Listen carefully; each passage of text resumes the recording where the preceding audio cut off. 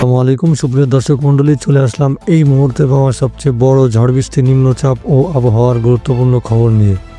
আপনারা লক্ষ্য করছেন ইতিমধ্যে সারা দেশের বিভিন্ন অঞ্চলে কিন্তু নিম্নচাপ চলছে, আর এই নিম্নচাপের সময়সীমা হতে পারে একাধারে টানা 10 দিন।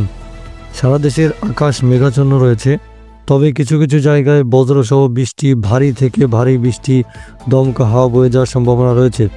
এদিকে সিলেট, ফেনী, কুমিল্লা, চট্টগ্রাম, সাতক্ষীরা, নোয়াখালী জেলাসহ কয়েকটি জেলায় বন্যার পরিস্থিতির অবনতি হয়েছে। মেঘনা নদীতে পানি বৃদ্ধির কারণে বন্যার সংঘাত তৈরি হয়েছে। চলুন জেনে নেই কেমন থাকবে আজ 13 জুলাই রবিবারের আবহাওয়া। আপনি কোন জেলা থেকে আমাদের ভিডিওটি দেখছেন এবং আপনার এলাকার আবহাওয়ার অবস্থা এখন কেমন সেটা অবশ্যই কমেন্ট করে জানাবেন। আবারও বৃষ্টির আভাস, কমতে পারে তাপমাত্রা। আবারও সারা দেশে বজ্রসহ বৃষ্টির আভাস দিয়েছে বাংলাদেশ আবহাওয়া অধিদপ্তর। বৃষ্টির ফলে দিনের তাপমাত্রা প্রায় 2 ডিগ্রি সেলসিয়াস কমতে পারে বলে জানিয়েছে সংস্থাটি।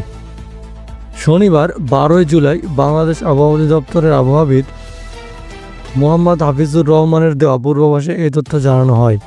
আবহাওয়া অফিস জানায়, রোববার 13 জুলাই সন্ধ্যা 6টার মধ্যে চট্টগ্রাম ও সিলেট বিভাগের অধিকাংশ জায়গায় এবং রাজশাহী, রংপুর, ঢাকা, ময়মনসিংহ, খুলনা ও বরিশাল বিভাগের অনেক জায়গায় অস্থায়ীভাবে দমকা হাওয়া সহ হালকা থেকে মাঝারি ধরনের বৃষ্টি, বজ্রসহ বৃষ্টি হতে পারে।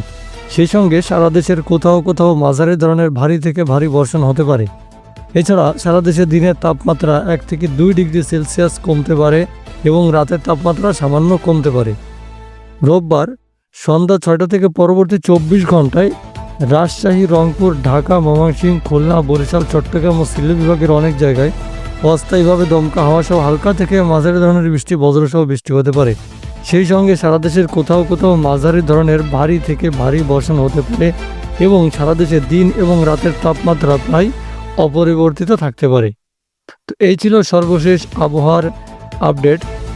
পরবর্তী আপডেট জানতে চ্যানেলটিকে সাবস্ক্রাইব করে আমাদের সঙ্গেই থাকবেন। ধন্যবাদ।